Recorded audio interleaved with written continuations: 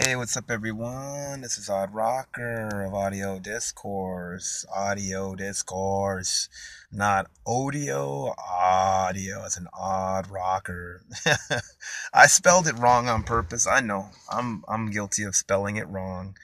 I always do a lot of play on words and stuff like that. Um, I'm just here to pretty much talk about something that I don't know. I thought was really cool. Finally happened. Sister Rosetta Tharpe being finally inducted into the Rock and Roll Hall of Fame. This woman pretty much was a trailblazer for the music of rock and roll. And people, it's a shame that she wasn't in there before. I mean, she had an influence on Chuck Berry, Elvis, freaking Johnny Cash, um, Little Richard, all the ones that are always talked about as being pretty much the progenitors of rock and roll. Where you have people like Memphis Minnie and Sister Rosetta Tharpe, Joe Turner, and all those guys that don't really get as much props as they should. And there's a lot more of people that I could name. Actually, I have a series on Instagram and Facebook called The Black History of Rock and Roll. If you hashtag Black History of Rock and Roll or Black History of Rock, you will see them both. And you will see Sister Rosetta Tharpe being featured. Um, Sister Rosetta Tharpe pretty much like also was a prototype to the rock and roll band lineup with pretty much like a piano, bass, drums, and guitar. Like coming from a big band thing. From what I read in this article, I'm gonna post the article. Um, she was probably the first to actually execute that. I thought that was also something that had to do with R&B and blues, which maybe what. Come to think of it, it probably was before even R&B. Who knows? But she was. I'll tell you this, Sister Rosetta Tharpe. When you look at Sister Rosetta Tharpe, you would probably never think that she would do some of the things that she does with the guitar. She played it mean. I mean, there's a few videos. You know what? I'm gonna post some of those videos so you guys can check this out. This woman looked like a church lady.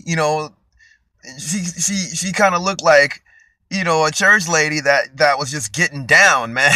Like with a distorted electric guitar, man, and just going for it, man. Like really, when you listen and when you watch her performances, it's like your hair will stand up on end, man. Even if you don't have hair, it will stand up on end, like and the chills will go up your spine. But you'll get this immense joy looking at her and just seeing basically like her. And she's a trailblazer. She was doing this stuff in the 30s, man. Like seriously, Memphis Minnie was in the 20s, but Sister Rosetta Tharpe was in the 30s, fronting a band with a guitar and playing how she was playing, and just like rock and roll. Like seriously, that was some straight up rock and roll back then. Just like, man, you got to hear this stuff, man. Like I'm just glad that finally they're recognizing her being inducted into the Rock and Roll Hall of Fame, because that was long overdue. This woman is influenced, and she has influenced so many people directly and indirectly.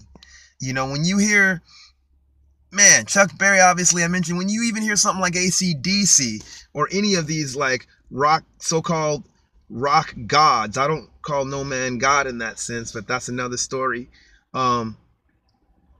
It's just like, yeah, she was the first. She's the queen mother of rock and roll, or queen godmother of rock and roll. I don't know. She was the one. Man, I'm excited about this because it's long overdue. It's a long time coming. And even the people in this article that I'm going to post on it says so.